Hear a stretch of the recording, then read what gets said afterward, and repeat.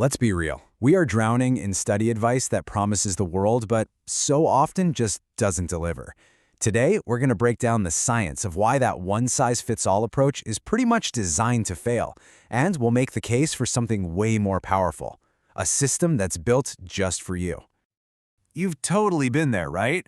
You see some new study hack blowing up online, you follow every single step, and you get nothing. It's so frustrating. But listen, the problem probably isn't you. It's the advice. And the reason why starts with some habits that are super popular, but honestly, pretty ineffective. I bet these look familiar. Highlighting, rereading, these are the classics, the go-to moves. But here's the thing. A huge paper back in 2013 by Dunlowski and his team found that for most people, most of the time, these techniques have really low utility. So why don't they work? Well, to get that, we need to peek under the hood at how our brains process information. Right, so the reason those common habits often fall flat comes down to a fundamental limit of our minds. Let's jump into Section 1, your brain's limited bandwidth. It's all about the simple fact that our brains just can't process everything at once. This idea is at the heart of something called cognitive load theory, which John Sweller came up with back in the late 80s. The easiest way to think about it is this. Your working memory is like the RAM in your computer. Cognitive load is just how much of that RAM is being used at any one time. If you try to run too many programs at once, it crashes. Same thing with your brain. And this, right here, is why what you already know is the ultimate game changer. For a beginner, every single new concept is like a separate file taking up precious space. But an expert?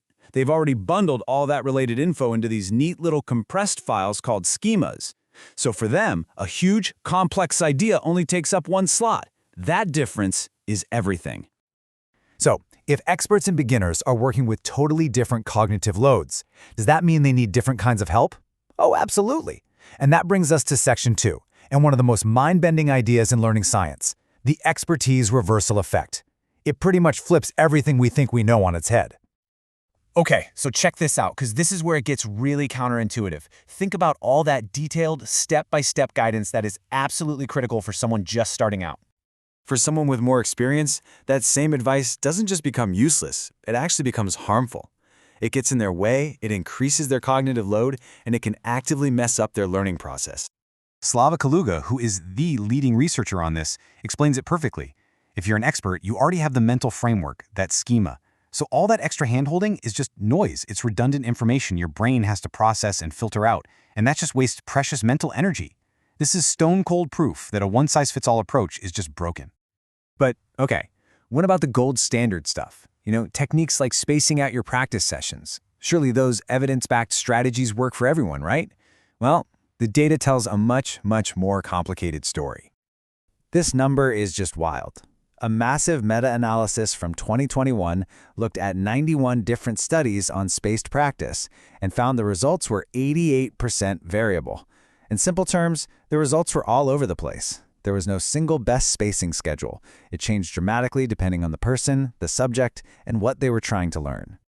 And this gets confirmed in a recent review in Nature, one of the most prestigious journals out there. The researcher VX Yan just says it plainly. Even our best, most scientifically proven tools are not universal keys. The science is screaming it at us. What works is deeply, deeply personal. So, if we're supposed to stop chasing this one magic bullet, what's the alternative? Well, that brings us to Section 3, learning that adapts to you. The answer isn't finding one perfect method. It's about building a system that learns and adapts to you. So what does a system like that even look like? Well, research from Ubaida and colleagues gives us a pretty clear blueprint. It all starts with creating a deep profile of you as a learner, what you know, what you don't, how you learn best. Then it sets clear goals just for you. From there, it creates a learning path that actually changes as you go, and it's constantly tracking your results to fine-tune the whole thing. And it's not just about what you know. As researcher Vincent Levin points out, a really smart system adapts to everything. Your specific goals, your cognitive strengths and weaknesses, your motivation on any given day, and even just how you prefer to learn. It treats you like a whole person, not a data point. So really, the big takeaway here is that this whole quest to find the one best way to study has been sending us down the wrong road. All of the evidence shows us that this magical method, it just doesn't exist. The real goal, the true north, is to shift our focus completely. It's about building a flexible, personal system that understands how your unique brain works and adapts to it. And that leaves us with a final thought to reframe this whole thing. For years, we've been asking the wrong question. It's time to stop looking for the best way to study and start asking the only question that really matters. What's the best way for me to study?